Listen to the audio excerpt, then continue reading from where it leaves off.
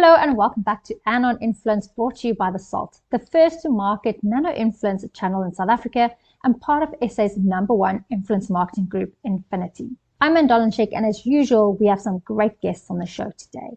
This is part 2 of my conversation with Dr. Mattheus and Gordon Muller, aka the Doc and the Guru. So if you haven't listened to part 1 yet, I encourage you to do so.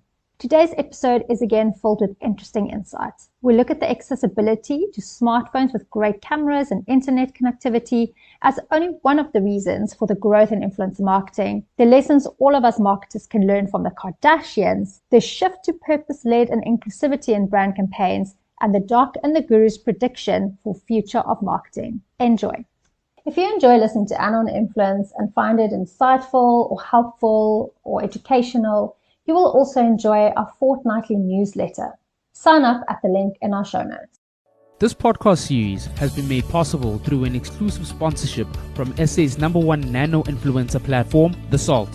Most brands have a communication line to their existing customers, but not a way to get them to have additional positive brand conversations. theSALT solves the problem by identifying brand fans and getting them to talk more about their positive brand experiences. theSALT have a database of over 140,000 registered brand fans and in-depth information on each to perfectly match your brand to the right influencers. Reach out to them now and see what they can do for you. Over the last couple of years, influence marketing obviously has grown quite quickly, especially in South Africa. I think over the last 5-6 years, it's just skyrocketed. And I was wondering if you have an opinion on what was that game changer that kind of led to marketers taking it a little bit more seriously than what they had before, and now seeing it as a legitimate marketing channel. Gordon, let's start with you. Yeah, well, I think I've alluded to the mobile device, obviously, becomes an out of the home kind of experience as well. It was previously an in-home or media consumption experience. Now it's an out of home. So I can be influenced at a point of decision making rather than kind of our priority, which I think is a major point of difference. And I just also think it's quantum at the end of the day. There's massive quantum behind this thing, but there's also focus. And at the end of the day, you want to be influenced by somebody. And we've seen a lot of this as a meme coming through our podcast in the last 2 years, Doc. Trust.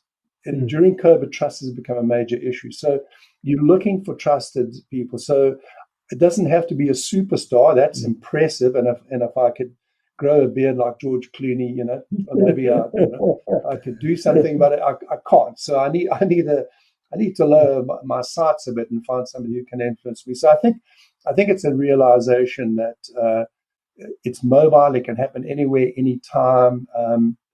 Is something, and I think it also was kind of around the growth of understanding in media of the POE model, paid, owned, earned.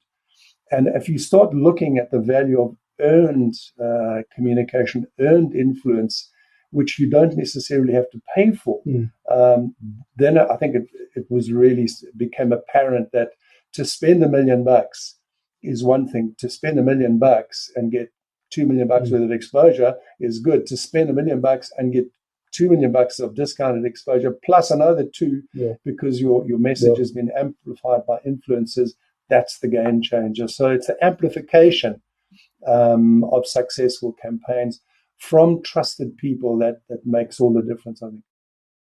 Yeah, absolutely, Gordon. And I think I go along with you. It's the brand in your hand type thing, with the device, the mobile device, data prices coming down, price of smartphones coming down. Everybody is now taking photographs. I mean, you look back 10, 20 years ago, you'd have to have a camera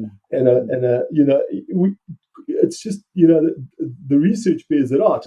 We're a sample of 2 year, Gordon. I very rarely walked around with a camera 20 years ago. Yeah, obviously you've got holiday in there, but I'm talking about everyday stuff, so whether you're taking a photograph of your meal and posting that on social. So it's the data come down, the phones, the camera phones, and then also the social media and the ability to dialogue 2 ways, So once you stick something out, it's like table tennis, I guess. You've got to expect the ball to come back. So when you put something out, much like, you do with your podcast and we do, you hope to get dialogue and that you can at least prolong that discussion, that it's not just 30 minutes or an hour, whatever the case may be. And the same then, and I mean, Gordon, we've had on our show people where people have started to put different lenses onto things. For argument's sake, let's take, if you cast your mind back to the Sharks stadium and what they've done. So 10 years ago, if you go to the Sharks rugby stadium, the primary product is a rugby game. You may have a curtain raiser,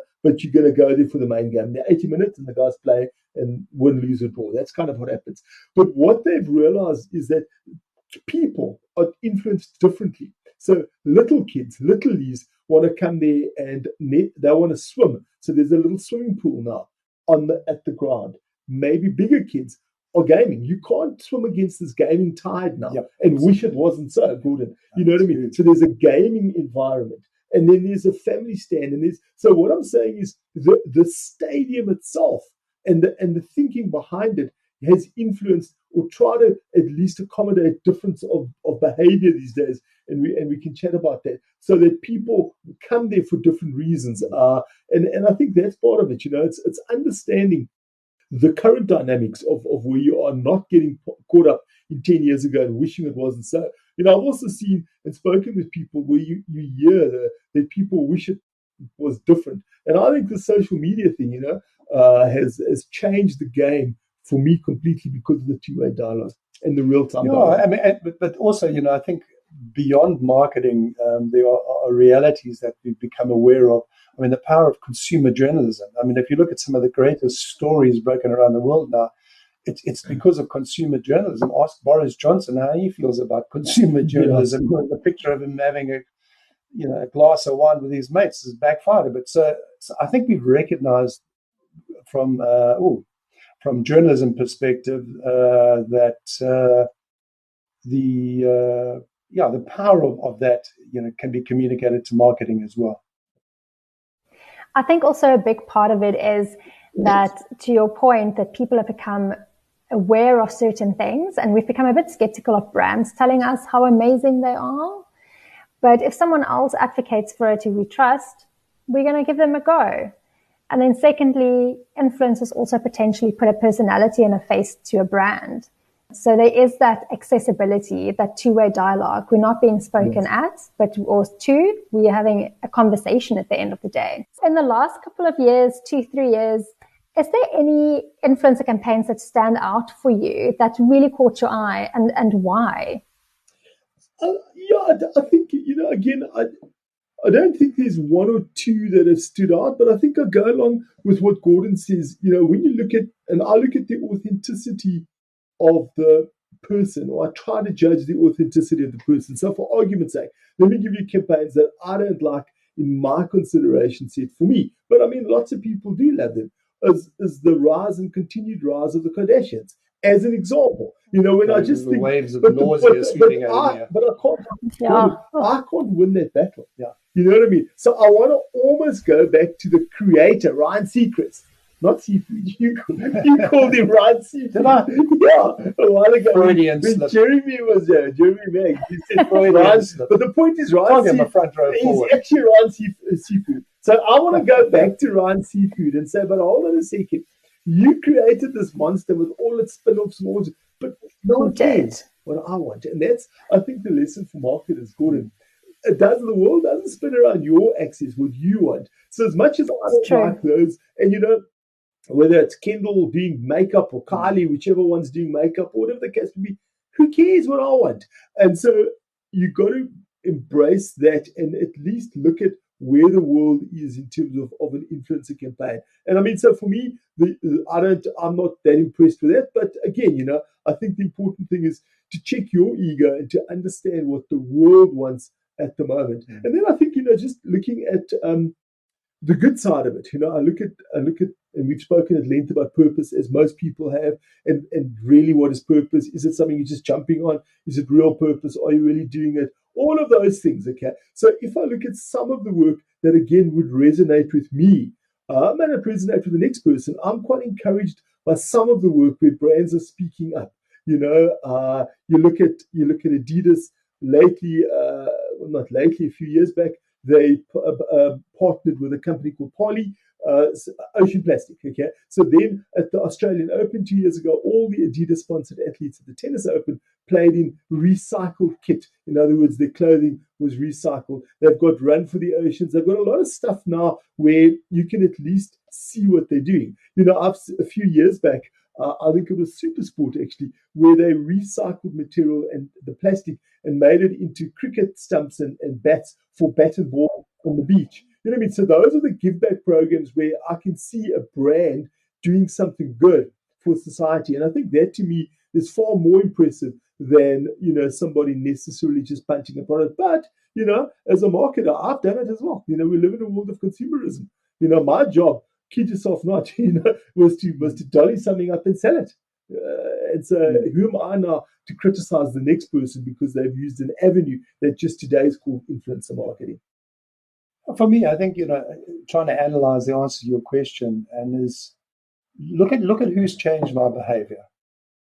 Sometimes, if I take my view of women in advertising and the role that they play, it's been my colleagues who've gone into leadership positions. People like Yvonne Johnson don't always like the things she say, but I've taken them to heart and I understand, and they've changed my behavior. So there are those influencers who are close to me because I know their pedigree, I know their insights, and I trust their intellect and integrity. But then there are the bigger guys. I always get mixed up between who's the gorilla lover, David Attenborough or Richard. It's Sir David, isn't it? So, I'm now at the point where I would pay a premium to buy a product that isn't in a plastic bag because of that influence from the BBC. But David Attenborough, I think, is really for me. Is it David or which one? Yeah. His brother is it doesn't matter. We all know who we're talking about. Yeah. The Tarzan guy. So he's changed my view. I mean, I'm desperate now to buy stuff that isn't in plastic packaging. So that's influencer for me. I think we had it on the show. We talked about it. I genuinely would pay a premium for something that wasn't in a plastic package, and that's a game changer. Yeah.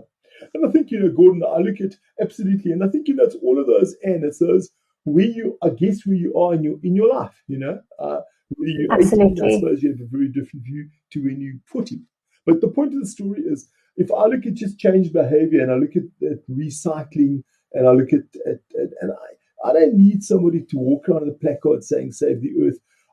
I just need to look at the facts, and then I need to maybe be influenced by certain people. But if I look at our behavior as a household, as a family over the last X years, it's changed significantly in terms of that one dynamic, in terms of plastic and awareness of recycling and awareness of all of that. Now, I don't know where, but it's a drip strategy. Sometimes in marketing, it's not just the big bang, the big launch. It's that drip, drip, drip. And you just hope that over a period of time of drips, you get a half a bucket of water. Yeah. And so maybe that's the thing, so wherever those drips came from, I look at, and again, you look at Checkers, and you offshore, so you wouldn't have seen their latest campaign. But the point is, I don't know if you've seen it, Gordon, their ad now with the polar bear in the store and the orangutan and that, because what they've done is also, spoken about, and it's a cute ad, and so it draws you in. There's a kid, there's an animal, so you're already in the right direction. But the message is the important one, and that is about using buying their range of ethically sourced, responsibly done products, and that's where it's So those are the sort of things. But again, I stress the point. I think it's where you are, and that's the thing with consumer segmentation and the consumer behavior and understanding your consumer. To take the big paintbrush out, it's very, very dangerous. Sometimes you need the fine brush so that you can paint back to your earlier analogy of color, stay within the line, understand at least your segment. You're not going to appeal to everyone with every message. We know that to be the case. Sticking with your art analogy, though, I mean, I think if I look at a piece of art or listen to a piece of music, I've just finished reading Elton John's autobiography called Me. And if I look at a book like that, what I'm looking for is the integrity of the artist. You can spot a piece of artwork which is technically sound, but integrity is lacking. You just can't bond with it. I enjoyed Elton John's book because it was about him. So, that's crucial for me in any successful in influencer campaign. So, why do I listen to Yvonne Johnson? Because I know she's walked the walk, and her opinion is of value to me. She's not talking about stuff she doesn't know. So, what's the flip side of that? I mean, Rassie Erasmus, we all love Rassie. We love the fact that he's wound up the entire rugby world. But when Rassie starts trying to get me to buy Bitcoin, I'm just like, who do you think you're influencing? Yeah. Seriously, stick to what you know. So that's the key to it for me. Any campaigns that are linked to the integrity of that individual and the product usage under that circumstance work for me. LeBron James just converted to Mountain Dew Rise after 17 years of endorsing Coca-Cola. Now he's discovered that his entire career would have been enhanced had he been drinking Mountain Dew Rise. It's bollocks. Okay, I mean, I can't imagine anybody, unless you didn't know, and if you're under the age of 17 and you didn't know that LeBron James, endorsed Coke for 17 years, maybe you were going to have a Mountain Dew Rise. But yeah, I just think that's shallow. So that's the one for me where Pepsi did drop the ball. But, there we go. And I think, Gordon, your point is, also talking about, I guess for me, wider societal topics. If you look at, let's take an example, you look at the USA soccer team, women, they now at the next World Cup are going to get paid the same as the men. And that's been a case that's been lobbied for years and years and years. So even if you're not a fan of soccer or you're not a huge outly spoken about gender rights and equal, if you look at the case and you look at some of the main players, Megan Rapinoe as leading the forefront of societal change. If I look at, I don't know if you saw the cover of the American Sports Illustrated now, has got Elon Musk's mother on it, May Musk. And there again, it's breaking ages. And now Sports Illustrated for many years has been criticized because it's stick-thin girls and there's a view of beauty. You look back years ago to Dove with their very first thing called Dove Beauty Sketches, where the sketch artist would sketch the lady who described herself and then somebody else described her. And in all or more most cases, the other person described her more accurately and more beautifully because it's a self-esteem. So there's a lot of those pieces of work that are being done. Antibody shaming, acceptance across the board, etc. So if you look at all of those, and it's not just an individual, but sometimes an event or an organization that speaks up against something. You look at just in the beauty space, Victoria. And the only reason why these are topical, in case you think I'm going to be using some of those products, Gordon, is Victoria's Secret. It's not coming out. It's time to come out, Doc. There's only the three of us listening. Only the three of us. And what I'm saying about influencer marketing, I don't think it's just about influencing somebody to purchase. So I'm not buying those products. Certainly not for myself. Maybe but what it does do that is it just alerts you to something, an issue that maybe you weren't aware of. Now, Victoria's Secret is on my consideration set, but I was busy putting together some slides the other day for a presentation that I'm doing, and so I was looking particularly at sexism in advertising. I was looking at gender roles, gender stereotypes, all this. I mean, one of the classic examples, a great ad, the Global Heineken ad, with the men, it's called Men Drink Cocktails Too. So in other words, a flip. Most people would look at it and probably say, hey, women drink beer. But the ad's not called that. It's not called Women Drink Beer. It's called Men Drink Cocktails Too. And that's an example. So when I look at these pieces of work, I pull them all together and they influence me to at least think differently about something. #NoFilter. That's how this podcast is delivering real down-to-earth stories told by real people. For an influencer campaign that takes brand conversation to everyday real-life situations, go check out theSALT.co.za. They are the undisputed experts in real influencer marketing. Absolutely. And I go back to what you said earlier about this drips and different messaging and different where you get it. When I was younger, the big thing was the ozone layer. And everyone's talking about ozone, and that you were getting sick of it. And now I don't even talk about it anymore because miraculously everyone kind of changed their behavior over a long period of time. And hopefully that's what we're going to do with other environmental issues as well, and changing behavior for good. But I think it all comes back to that behavioral science where we're not just punting products. We're punting a lifestyle, we're punting a reputation, we're punting a different way of looking at brands as well. And to your point, Victoria's Secret is busy undergoing a whole refresh of how people see them and perception, by literally having a big inclusivity drive at the moment, because they've always been seen as this heavy sexist brand who only looks at 6 foot tall, beautiful women. I mean, I could never look like that, so it doesn't resonate with me. So people like me who's ordinary, I wouldn't go buy their lingerie. It will be my boyfriend who buys it, who goes like, oh, wow, look at these beautiful women. So I think there's a huge shift in the world at the moment, just that's purpose-led and behavioral-led, instead of just buy my things because it's pretty. And I think sometimes, in taking that decision, you got to be, and I want to use the word bold, and a lot of it's a bit cliched, everyone's bold in advertising, bold in marketing. But I mean, if I just look at some of the work from Nike on the last few years, where they started using a woman breastfeeding as a lead image in their campaign, plus size models as lead images in their campaign. For an athletic brand that traditionally has been performance based, now we know that a lot, if not the majority, of people who buy products are not superstar athletes. They just average Joe like us. We'd go in and go to whatever shop and we'd buy a sweatshirt or a t-shirt or whatever the case may be, and we don't all look like their top athlete. So that's quite interesting how they've used that. They've used the woman's body as an example of showing, they've used women doing sport like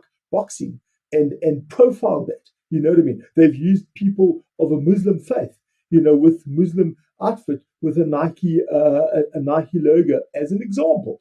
So it's really what it is. It's an all-inclusive ad saying all comers are welcome. Come in and buy Nike, use Nike, do whatever the case may be. And I think that's important. But at the time, you look back and you say, it's what a great campaign.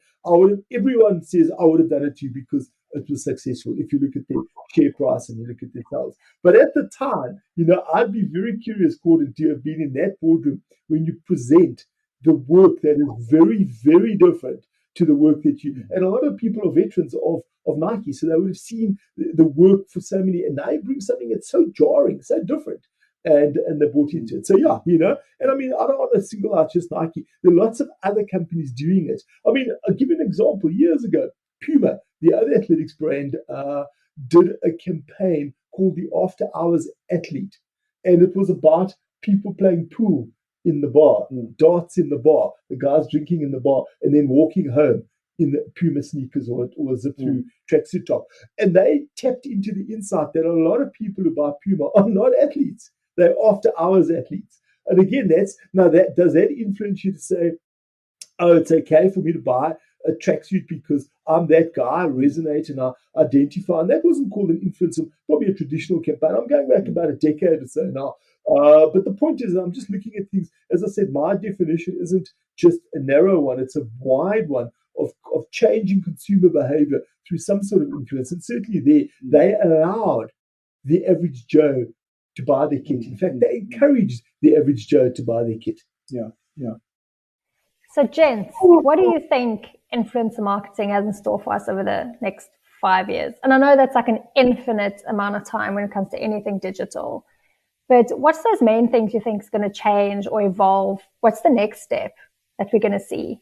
I think you're going to see a lot of it played out in terms of the media platform that each influencer represents. So one of the biggest phenomenon, and I'm not talking influencer now specifically, but one of the biggest media phenomena right now is platforms like Amazon are becoming massive advertising platforms in and of themselves rights, of their own right. So retailers like Amazon are becoming, advertising platforms, and they're making revenue out of their platforms.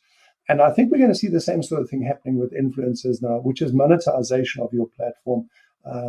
So influencers obviously want to monetize for their own personal gain, but somewhere along the line, I think, looking at those influencers actually selling, the stuff that they are influencing, it has to be done with credibility. It has to be achievable. I have to be buying stuff from people that I actually believe in. But I do think it's going to shift in that, you're going to go beyond just the messaging of endorsement, of influence, to the, okay, if you were influenced by my decision, then here it is. This is what you should do. And it's our special this week. It'll be personally endorsed by me, personally signed by me if necessary, whatever the case may be. So I think we're going to see that recognition that influencers go beyond controlling the narrative to actually becoming part of the sales drive and building on the narrative. Agree. And you, Doc, what do you think? I think from my side, I guess as if I just look at our local market, and I spoke earlier about data prices, and I spoke about smartphones. I think as those, and there's continual pressure on the mobile networks as well as the handset manufacturers to bring those down. So as that rises, I think you'll find more influencers, so more people having a voice. Gordon's point of consumer journalism, I made the point of everyone with a phone, a camera at least has a view. So I think it'll increase, but I think, and I'm hoping that people would look at the authenticity and question that. My point of, I look at the messenger, and do I buy the messenger before the message? I think for me would be an encouraging sign, so that you weed it out. The problem though is it's so difficult, because one is what is good for one is not good for the other, and there is no one size fits all. So I think the easier answer, I think, will be a growth in influencers across the platform. And I think the more difficult answer is to try and find your level of authenticity, whatever that may be. I agree with that. Yeah. And that actually brings us to the end of our conversation, James. And I've had so much fun. But my last question to you is, what do you think is the benefits of actually including influencer marketing into your 360 marketing plans for the next year, say, for marketers? It's balance for me. If we come back to the POE model, paid, earned, there are a lot of people who spend a lot of money, and we in a recent podcast talk, we spoke to somebody about analyzing the data and analyzing the earned social media narrative, which is important, and it has to be done. But so much more important is your response to that analysis. And I think that's got to be it. You've got to integrate it into the total offering. So you do not necessarily always find yourself responding to the social media narrative, but actually controlling the narrative against your set brand objectives. So if it's health, if it's wellness, if it's gender, non-biased gender behavior, whatever it is your focal point, you need to build it into your total offering. And to a degree, for me, it's kind of like where sponsorship came in the early days. In the early days, for me, sponsorship was the brand in action. This is what we claim to do. Look at us, we sponsored. There you see it played out at ground level. So in many respects, for me, social influencers are the brand in action on a personal level, right down to the nano and micro influencers.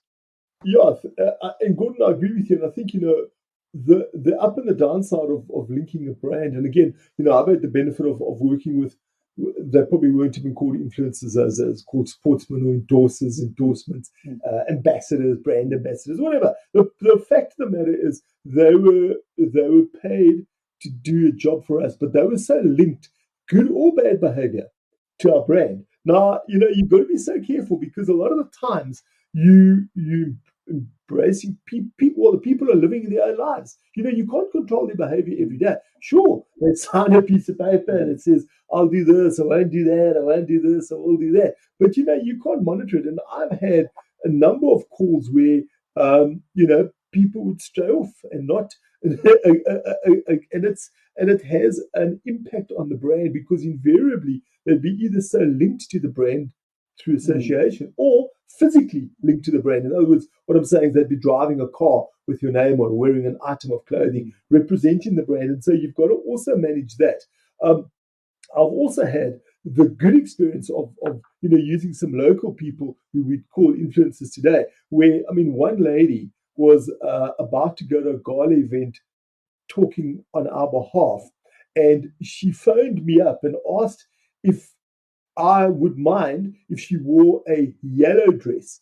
knowing that yellow is the color of one of our major competitors. So having that sense is fantastic. You know what I mean? So I amazing. Absolutely wear it. But it was encouraging, Gordon, because that's a very rare example of somebody having that awareness, saying, hold on a second, I know that they've put so much of their money into their color, brand recognition. Are you okay with this? And it was quite a high profile event.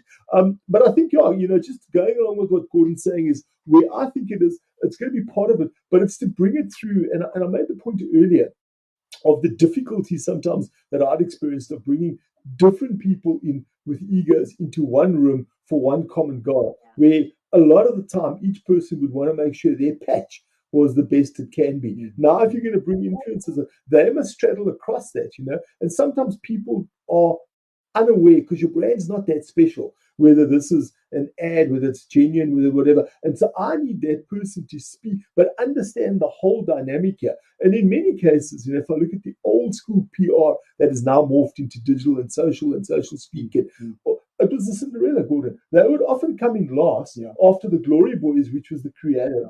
And then I'd spend quite a lot of time with media because they were costly. So I'd want to know how the money was being spent. But I mean, they had to put this idea into the media. Where, which media, you know what I mean? And then somewhere, hey, by the way, has somebody written a few stories? And today it's evolved on that. But I mean, the point I'm making is I'd like it all to come together a lot sooner. And your point, Gordon, to be integrated up front, that it's not an afterthought.